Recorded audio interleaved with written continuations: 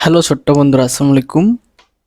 ফিজিক্সের উপর আরেকটি ক্লাসে তোমাদের সবাইকে জানিয়ে স্বাগতম। আমরা আজকে পড়ব পদার্থবিজ্ঞান পাঠ প্রস্তুতির পর্ব 2। আমাদের যারা প্রথম ক্লাসটি দেখে আসোনি, প্রথম ক্লাসটি দেখো।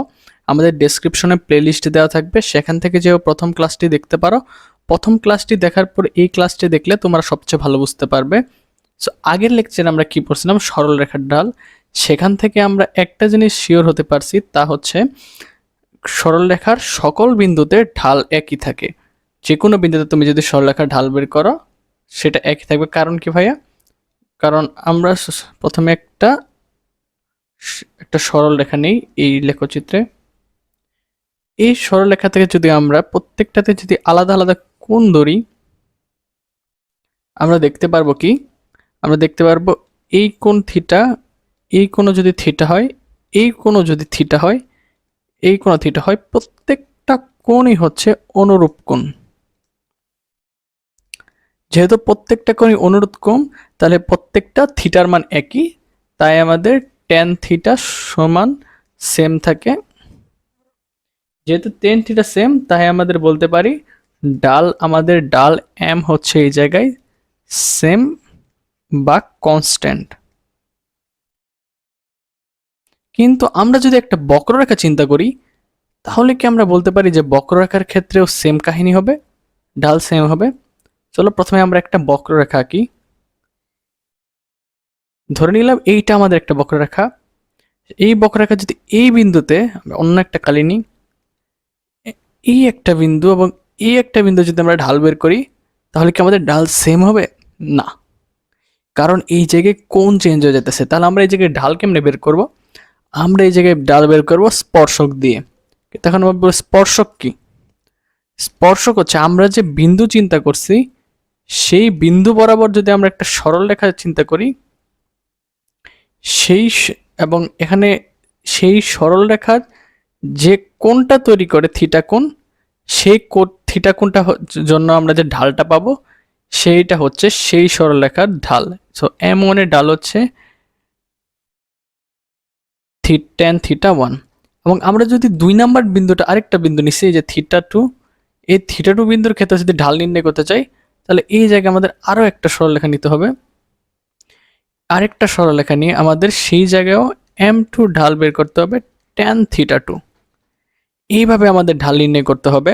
আমরা প্রত্যেকটা বিন্দুর জন্য আলাদা আলাদা ঢাল পাবো। কিন্তু আমরা এই জায়গায় কোণগুলো ধরবো কেমনে? কোণগুলো মেইনলি ধরতে হয় হচ্ছে এই জায়গায় তুমি একটা স্পর্শক আঁকাবা। এগুলো হচ্ছে প্রত্যেকটা এক একটা স্পর্শক। এই স্পর্শকগুলোকে তোমরা চাঁদার মাধ্যমে মেপে থিটার মান বের করবা, তারপরে ট্যান থিটার স্পর্শক বের করবা। এই প্রসেসটা একটু কঠিন, সো এইটা নিয়ে আমরা একটু পরে কথা বলতেছি। তার আগে আমাদের কিছু জিনিস জানা উচিত। আমরা সরলরেখা আর বক্ররেখার মধ্যে পার্থক্য কিভাবে করব, আমাদের সরলরেখা কিভাবে চিনব, চলো আগে আমরা সেটা দেখে নিই। সরলরেখা কিভাবে চিনবো? এই দেখো একটা একটা বিরক্তিকর একটা জিনিস ইমোজি, কারণ এই জিনিস পার্টটা হয়তো তোমাদের কাছে একটু বিরক্তিকর লাগতে পারে। যেমন দেখো, এইটা হচ্ছে একটা সরলরেখা সমীকরণ, 2x প্লাস 2y মাইনাস 8 সমান 0। আমরা কিভাবে বুঝলাম এটা একটা সরলরেখা সমীকরণ? কারণ এখানে x ও y এর সূচক দেওয়া আছে 1। এই দেখো, উভয়েরই পাওয়ার বা সূচক হচ্ছে 1। আর সেকেন্ডলি হচ্ছে এক্স ওয়ে সংবলিত কোনো পদ নেই, তাহলে আমরা এটাকে বলতে পারি সরলরেখা। তো এখন তাহলে আমরা বক্ররেখা কোনগুলোকে বলবো? আমরা আরেকটা জিনিস জানবো, যেগুলো সরলরেখা নয় সবই বক্ররেখা। যেগুলো সরলরেখা নয় তা সবই হচ্ছে বক্ররেখা। তো আমরা তাহলে বক্ররেখা কোনগুলোকে বলতে পারি? দেখো, তাহলে আমরা বক্ররেখা বলতে পারি যে কোনো সমীকরণই আমাদের যেটা সরলরেখা সমীকরণ মানে না, সবই বক্ররেখা। যেমন y সমান এক্স কিউ, তারপরে হচ্ছে x square plus y square সমান 3। এইটা হচ্ছে বৃত্তর সমীকরণ। কিন্তু বৃত্ত তো যেহেতু আমাদের সরলরেখার সংজ্ঞাগুলো মানছে না, সো আমরা বলতে পারি বৃত্ত হচ্ছে একটা বক্ররেখা। তারপর আর কি আছে? এক্স স্কোয়ার সমান 3xy। তারপরে আরও আমরা বলতে পারি ওয়াই স্কোয়ার সমান 6x। আরও বলতে পারি ওয়াই স্কোয়ার সমান x cube plus 4x plus 3। এগুলো প্রত্যেকটাই এক একটা বক্ররেখা, কারণ এগুলো সরলরেখার সমীকরণের সত্য মানছে না। এখন আমরা সরলরেখার সমীকরণ তো জানলাম, আমাদের কথা হচ্ছে কিভাবে আমরা সরলরেখার বা বক্ররেখার ঢাল খুব ইজিলি বের করব, আর কি কি প্রসেসে বের করা যায় সেটা জানার আগে আমাদের আরও একটা জিনিস জানতে হবে, সেটা হচ্ছে অসংজ্ঞায়িত ও অনির্ণীয়। অনেকে ভাবে যে অসংজ্ঞায়িত এবং অনির্ণীয় দুইটা সেম জিনিস, কিন্তু না। অসংজ্ঞায়িত এবং অনির্ণীয় দুইটা সেম জিনিস না। অসংজ্ঞায়িতর আমাদের ইংলিশ হচ্ছে আনডিফাইন। আনডিফাইন আমাদের অসংজ্ঞায়িতর ইংলিশ হচ্ছে আনডিফাইন, আর আমাদের অনির্ণয়ের ইংলিশ ফর্মটা হচ্ছে আমাদের অনির্ণয়ের ইংলিশটা হচ্ছে ইনডিটারমিনেট। আমাদের ইনডিটারমিনেট বানানটা হচ্ছে ইনডিটারমিনেট। সো আমরা তো এখন বুঝলাম মানে কি। সো আমরা প্রথমে চলো একটা অসংখ্যায়িত নিয়ে কিছু কথা বলি। তো অসংখ্যায়িত আমরা কোনটাকে বলি? 10/0। কোনো কিছুকে যদি আমরা 0 দ্বারা ভাগ করি সেইটার মান অসংজ্ঞায়িত আসে। অনেকে বলবে এটা ইনফিনিটি, কিন্তু ইনফিনিটি কেন বলে এই টার্ম নিয়ে আমরা পরে কথা বলবো। আগে আমরা অসংজ্ঞায়িত নিয়ে কথা বলি। যেমন আমরা ধরো, আমরা মেন নিয়ম কি, আমরা যদি এ সমান ধরি, যদি আমরা এ বি সমান সি হয়, তাহলে আমরা কি বলতে পারি? এ সমান বি ডট সি, এটা তো বলতে পারি, তাই না? এটা একটা নিয়ম, আমরা তো মেনলি এইটাই বলতে পারি। আমরা যদি সেমভাবে যদি ধরি যে 10/0 সমান এক্স, এখন যদি আমরা 10 সমান যদি এক্স ইন্টু 0 করি, তাহলে আমাদের কি হয়? 10 সমান 0 হয়ে যায়। কিন্তু আসলে কি 10 সমান 0? না, আমরা কিন্তু 10 সমান 0 বলতে পারি না। তাহলে আমরা বলতে পারি এক্স হচ্ছে একটা অসংজ্ঞায়িত কিছু বা আনডিফাইন।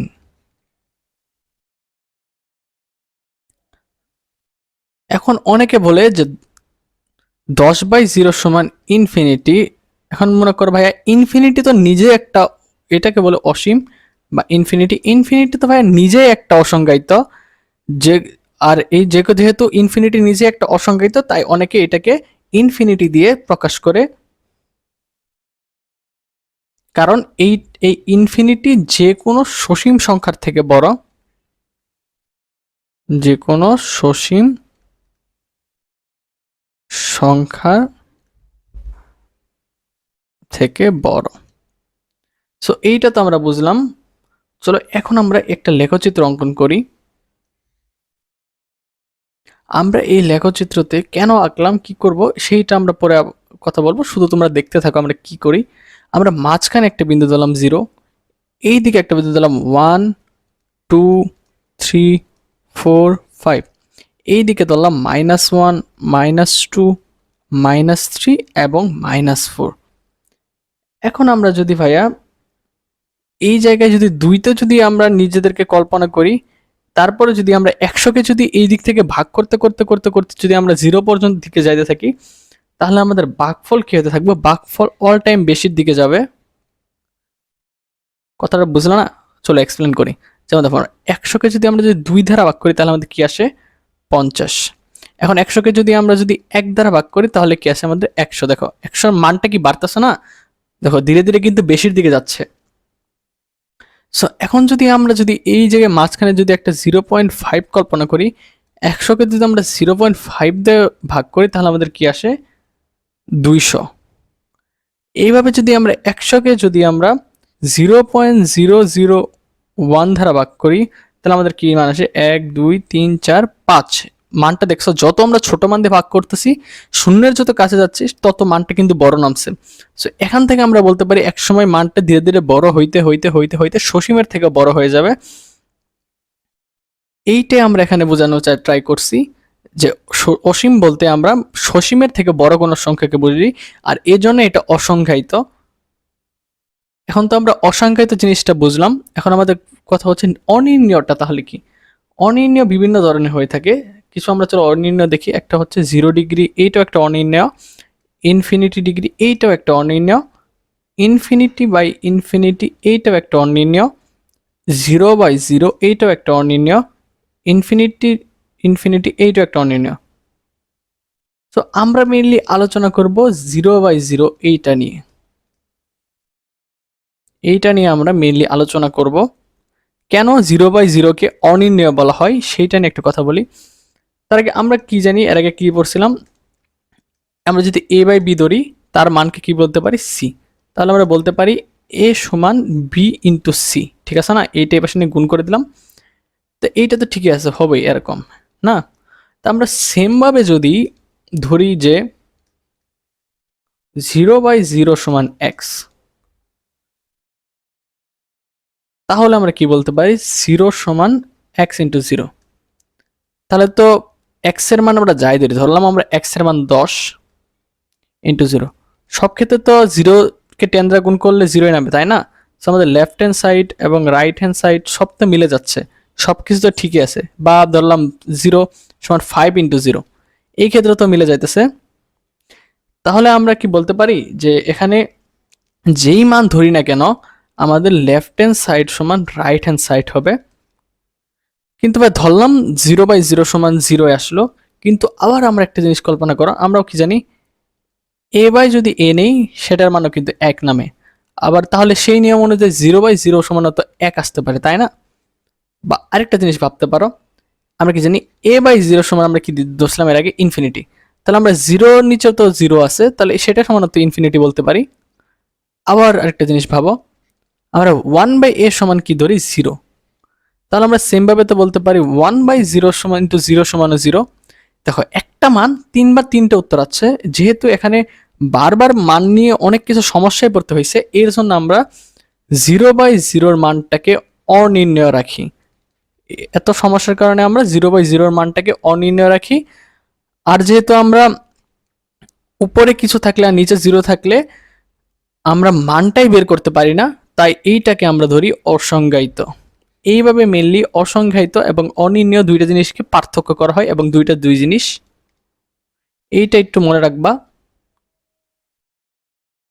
আমরা আমাদের পরবর্তীতে আমরা এখানে সবকিছু পরে শেষে কি সিদ্ধান্তে আসলাম আমরা, সামথিং বাই 0 সমান হচ্ছে কেউ নাই।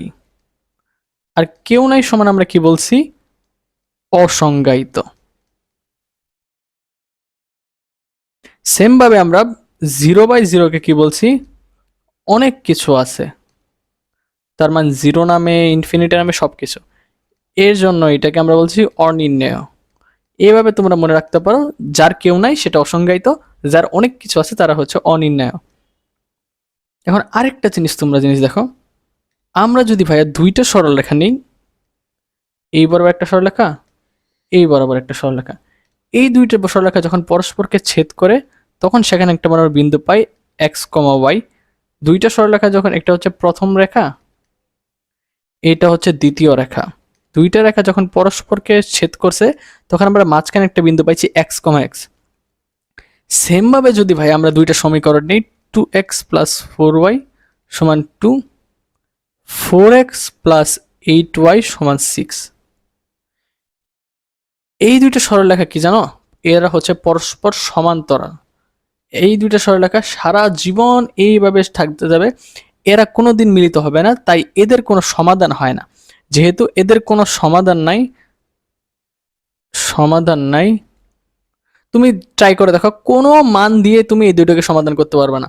যে কোনো মান দিয়ে করো, ক্যালকুলেটর থেকে সবকিছু ট্রাই করো, এই দুইটার কোনো সমাধান হবে না, কারণ এরা হচ্ছে পরস্পর সমান্তরাল। সমান্তরালের কোনো সমাধান হয় না, তাই আমরা বলতে পারি যেহেতু এর কোনো সমাধান নাই, তাই এর সমাধান হচ্ছে আনডিফাইন। আর আনডিফাইন মানে আমরা কি শুনছিলাম, অসংজ্ঞায়িত। এখন বুঝতে পারছো, যার কোনো সমাধান নাই সেটাই হচ্ছে অসংজ্ঞায়িত। আমরা সেম ভাবে যদি আরেকটা দুইটা মান কল্পনা করি, যেখানে মান দুইটা হচ্ছে 2x + 4y সমান 2, 4x + 8y সমান 4। দেখো এইটাকে এইটা দুই দ্বারা গুণ করলে কিন্তু মানটা পাওয়া যায়। এই দুইটা মান সেম সরলরেখায় পড়ে যায়, এই দুইটা মান এই দুইটা মান হচ্ছে সেম সরলরেখায়। এখানে যতগুলা বিন্দু তুমি পাবা সেম সরলরেখায়, সবগুলো মান সেম, অনেকগুলো মান পাবা। দুইটা সরলরেখা, দুইটা সমীকরণ একই সরলরেখায় পড়ছে এবং তাদের মানগুলো অনেকগুলো সেম পাবা তোমরা। যেমন তোমরা ট্রাই করে দেখো, যেমন 2, এইটা যদি আমরা এইটাতে বসাই তাও দেখবে 2 নামছে, আবার -1/2 বসালেও এখানে 2 নামবে। আবার যদি আমরা আরেকটা মান নেই 0,1/2, এই দুইটা মানও যদি বসাই দেখো উপরে 2 নামছে, নিচে 4 নামছে। সো আমরা বলতে পারি কি, এরা দুইটা হচ্ছে অনেকগুলো মান আছে, তাই আমরা অসংখ্য সমাধান যেখানে পাই সেটাকে কি বলি? অসংখ্য সমাধান বিদ্যমান। যেহেতু অসংখ্য সমাধান বিদ্যমান, তাই এর সমাধান, কত?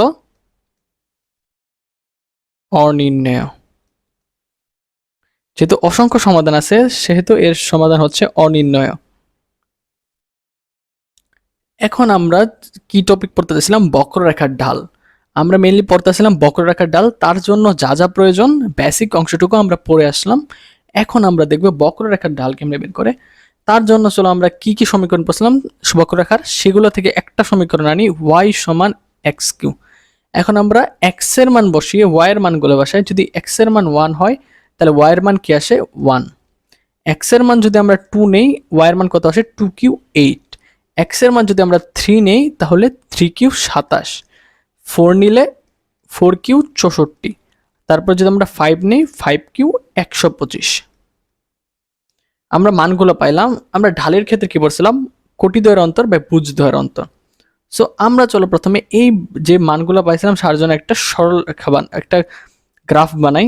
এখানে দিছি আমরা 1, 2, 3, আর উপর দিকে আমরা যেহেতু মানগুলো অনেকগুলো তাই আমরা ছোট ছোট ছোট ছোট ছোট ছোট ছোট ছোট করে সরলরেখা চিন্তা করলাম, যেখানে সবার নিচে হচ্ছে 1।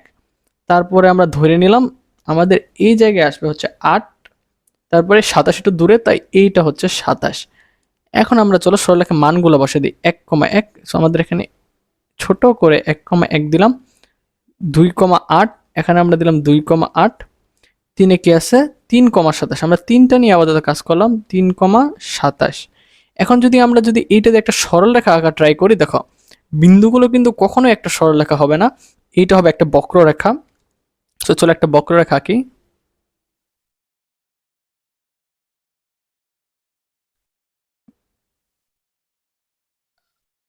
এইভাবে আমরা একটা বক্ররেখা আঁকলাম। এখন যদি আমরা বক্ররেখা থেকে যদি আমাদের ঢাল নির্ণয় করতে বললে, আমরা কিভাবে ঢাল নির্ণয় করব? যেমন দেখো, আমরা যদি এই বিন্দু এবং এই বিন্দুর মাঝে যদি ঢাল নির্ণয় করতে চাই, তো একটু ট্রাই করি চলো। ঢাল, এই বিন্দু এবং এই বিন্দুর মাঝে একটা ঢাল নির্ণয় করার ট্রাই করতেছি আমরা। ঢাল 7, উপরে হচ্ছে ভুজ কোটির অন্তর আর নিচে হচ্ছে ভুজের অন্তর। তাহলে আমাদের ঢালটা কত নামে? আমাদের ঢালটা নামে হচ্ছে 13। আর যদি আমরা এই দুইটার মধ্যে যদি একটা ঢাল নির্ণয় করতে চাই তাহলে আমাদের সেকেন্ড ঢালটা কত নামে? ঢাল 8 - 1, 2 - 1, ডালটা নামে 7। কি ব্যাপার দেখছো?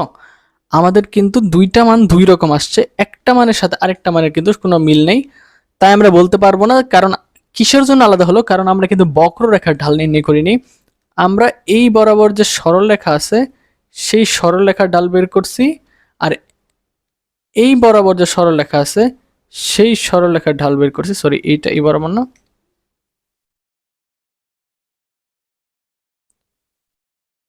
এই বরাবর যে সরলরেখাটা আছে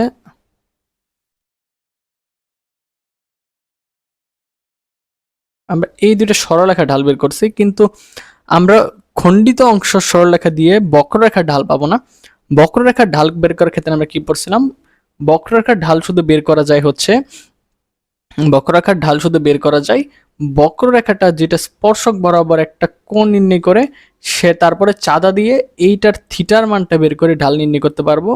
বা যদি আরেকটা যদি নেই, সেম ভাবে 1,1 ক্ষেত্রে আমরা এই বিন্দু বরাবর একটা স্পর্শক আঁকবো, সেই স্পর্শক বরাবর যে থিটার মানটা আসবে সেই থিটার মানটা দিয়ে আমরা এইটা ঢাল নির্ণয় করতে পারবো। তাছাড়া আর কোনোভাবে ঢাল নির্ণয় করতে পারবো না।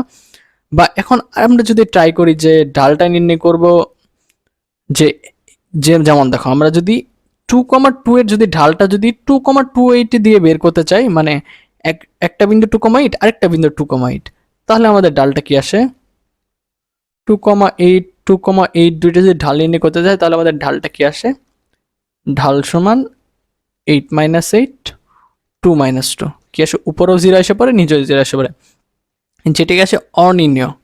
তার মানে আমরা চাইলেও এইভাবে ঢাল বের করতে পারবো না। আমাদের ঢালের যে সূত্র y2 - y1 x2 - x1, এইটা দিয়ে আমরা এই জায়গায় ঢাল নির্ণয় করতে পারবো না, আমাদের অন্য কোনো উপায় বের করতে হবে যার মাধ্যমে আমরা ঢাল নির্ণয় করতে পারবো। কিন্তু এখানে যে আমরা যে উপায়টা পাইলাম বারবার মনে করো বের করে ওই কি জানো, এখানে কি উপায় দেখলাম যে বারবার ওই স্পর্শক বের করে থিটা দিয়ে ঢাল নির্ণয় করা, সেইটাও আমরা করতে পারবো না, সেইটাও একটা সময় সাপেক্ষ ব্যাপার। আর অনেকটা দেখছো আমারটা হিবিজিবি বাইজে গেছে, তোমাদেরটাও হিবিজিবি বাইজে যাবে। সো আমরা অন্য কোনো উপায় ট্রাই করব যার মাধ্যমে আমরা খুব সহজে ঢাল বের করতে পারি। যেমন 2,8 বিন্দুতে আমরা কিভাবে খুব সহজে ঢাল নির্ণয় করতে পারি। সো আমরা এখন পর্যন্ত কি সিদ্ধান্তে আসছি, বক্ররেখার ঢাল সমান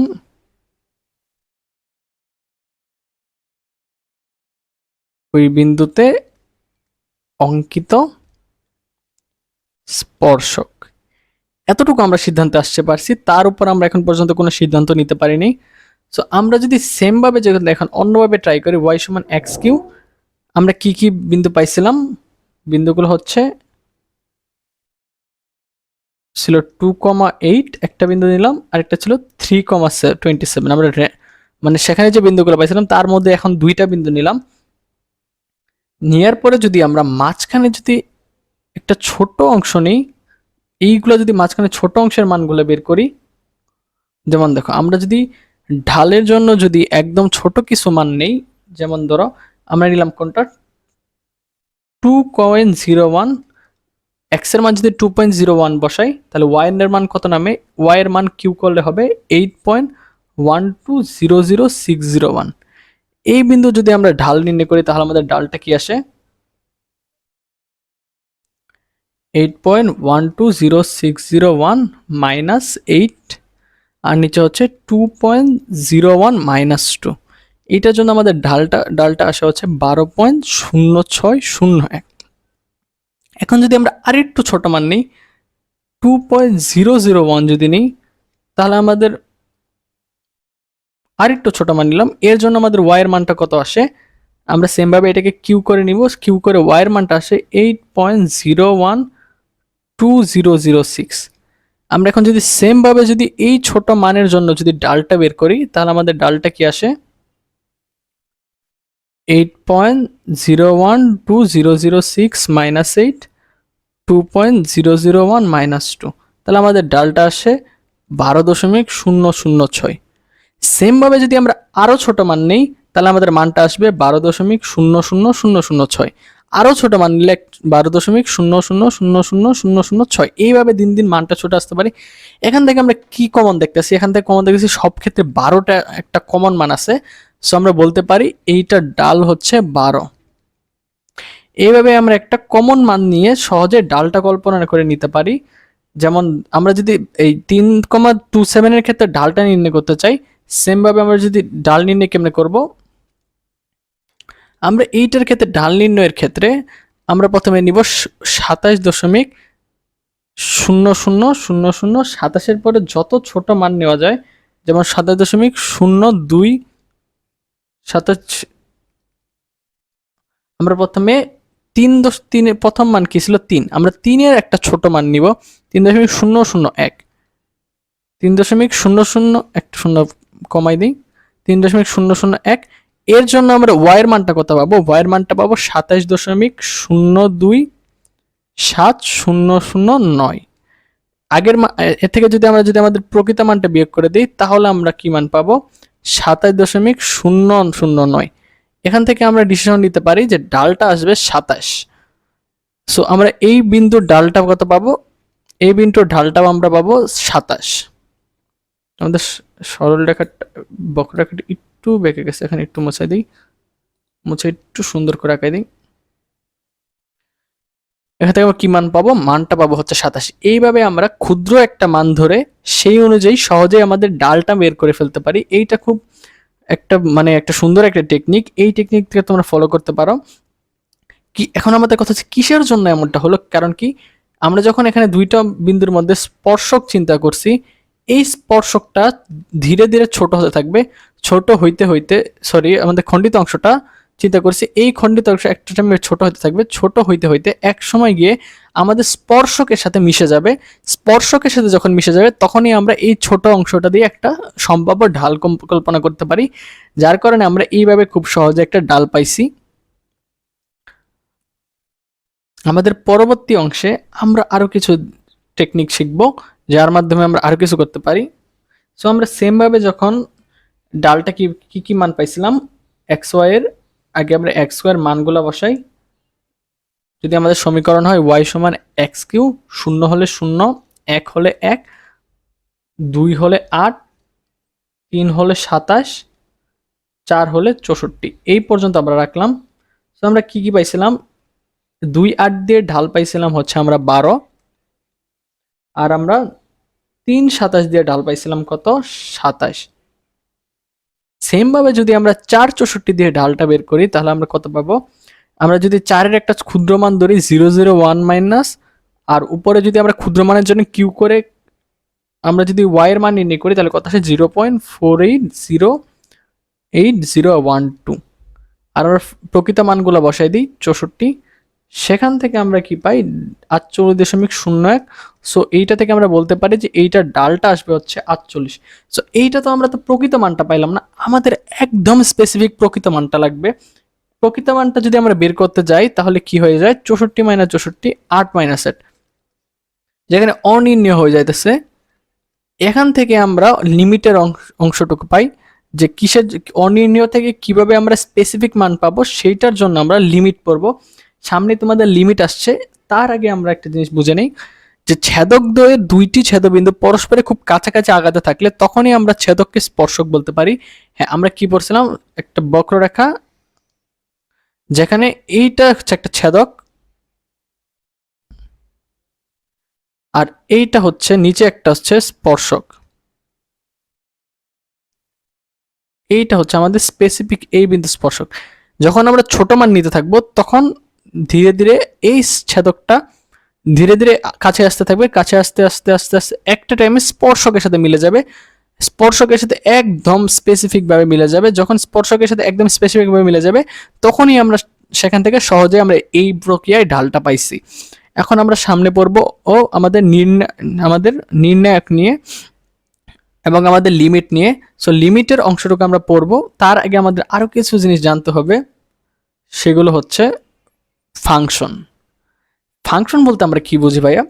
ফাংশন বলতে যেমন ধরো আমরা যদি একটা সমীকরণ নেই, এফ এক্স এর একটা সমীকরণ ওয়াই সমান এক্স স্কোয়ার, যেখানে আমরা কি পাই? আমরা যদি এক্স স্কোয়ারের কোনো মান যদি ইনপুট করি সেখান থেকে আমরা আউটপুট হিসেবে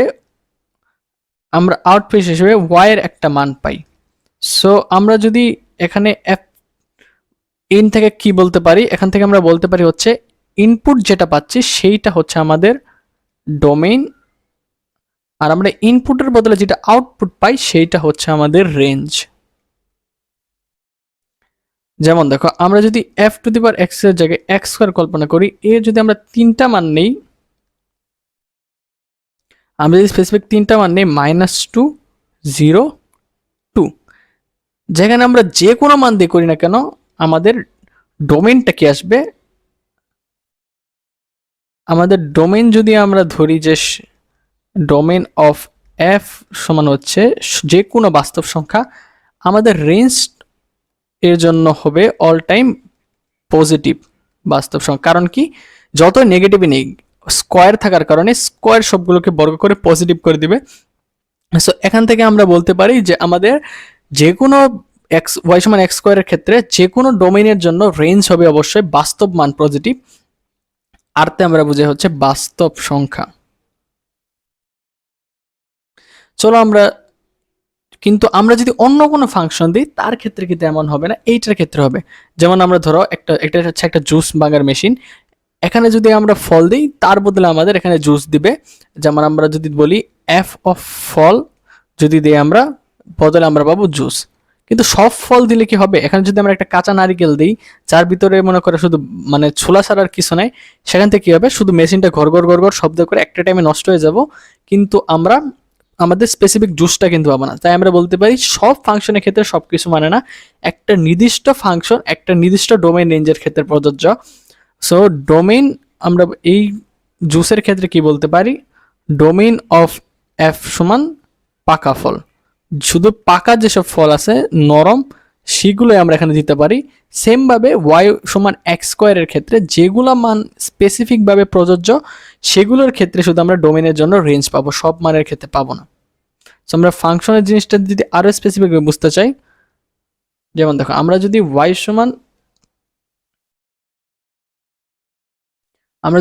সমান এফ এক্স সমান 5x-2 একটা মান নেই, যেখানে যদি আমরা যদি x সমান 2 বসাইতে চাই তাহলে কি হয়, f2-2 সমান 5/0 হয়ে যায়, যেটা কি আমরা বলতে পারি আনডিফাইন্ড। আমরা চাইলেই এখানে 2 বসাতে পারবো না, 2 বসালে অসংজ্ঞায়িত হয়ে যাবে, আমাদের মান লাগবে, অসংজ্ঞায়িত হওয়া যাবে না।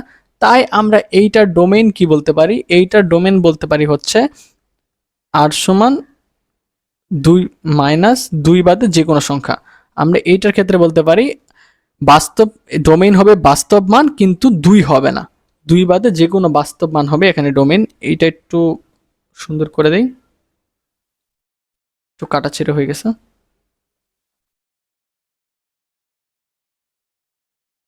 2 বাদে যে কোনো বাস্তব সংখ্যা।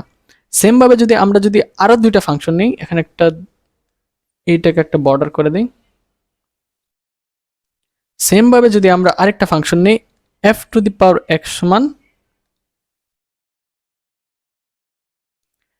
x² - 9 আর হচ্ছে x - q, যেখানে আমরা আরেকটা ফাংশন নিই f⁴x সমান x+3। আচ্ছা তুমি বলো তো এই দুইটা ফাংশন কি সেম? অনেকের কাছে মনে হবে সেম, কারণ x² আমরা যদি এই দুইটাকে আলাদা করি x² - 3² x - 3, তাহলে x+3 x - 3 x - 3 এই দুইটা কাটাকাটি যায়, থাকে হচ্ছে x+3। দেখে কিন্তু দুইটা কিন্তু এখন কিন্তু সেমই মনে হচ্ছে, কিন্তু ভাইয়া দুইটা ফাংশন সেম না। কারণ কি, আগে আমরা লিখে দিই না, দুইটি ফাংশন সেম নয়। কেন সেম নয়? কারণ আমরা যদি প্রথম ফাংশনে এই ফাংশনের ক্ষেত্রে যদি আমরা চিন্তা করি যে যদি নিচে যদি আমরা এটার মান যদি 3 ধরি তাহলে কি হয়, 3² - 9 আর নিচে 3 - 3, তাহলে কি হয় 0 0, আমাদের ফাংশনটা কি হয়ে যায়, অনির্ণয় হয়ে যায়। তাই আমরা বলতে পারি না। কিন্তু এইটার ক্ষেত্রে যদি আমরা 3 বসাই, 3 + 3 = ইজিলি 6 হচ্ছে, তাই আমরা বলতে পারি দুইটা ফাংশন সেম না। প্রথম ফাংশনের ক্ষেত্রে ডোমেইন আমরা বলতে পারি ডোমেইন হচ্ছে বাস্তব সংখ্যা কিন্তু 3 বাদে যে কোনো সংখ্যা। আর দ্বিতীয়টার ক্ষেত্রে আমরা ডোমেইন বলতে পারি, দ্বিতীয়টার ক্ষেত্রে আমরা ডোমেইন কি বলতে পারি, বাস্তব সংখ্যা দ্বিতীয় ক্ষেত্রে আমরা ডোমেইন বলতে পারি যে কোনো বাস্তব সংখ্যা। সো দেখে দুইটা সেম মনে হলো, দুইটা ফাংশন সেম না, এইটা তোমার মনে রাখবা। আজকের ক্লাসটা এই পর্যন্তই। আমরা বক্ররেখার ঢাল নির্ণয় করার জন্য আমরা লিমিটেড যে ফাংশনগুলো আছে সেগুলো আমরা পরবর্তী ক্লাসে দেখব। আমাদের এই সিরিজের 6টা মোট ক্লাস থাকবে। 6টা ক্লাসে আমরা পদার্থবিজ্ঞান তোমাদের অধ্যায়গুলো পড়ার আগে কি কি বেসিক দরকার আর যোগযোগের অন্তরীকরণের যে অংশটুকু দরকার সেগুলো আমরা পড়ে নিব। সো আজ আমাদের চ্যানেলটি অবশ্যই সাবস্ক্রাইব করে রাখো, ভিডিওটি লাইক করো এবং ফ্রেন্ডদের সাথে শেয়ার করো, যাতে আমাদের আপডেটগুলো তারাও তোমাদের মতো পেতে পারে। তো ভালো থাকো।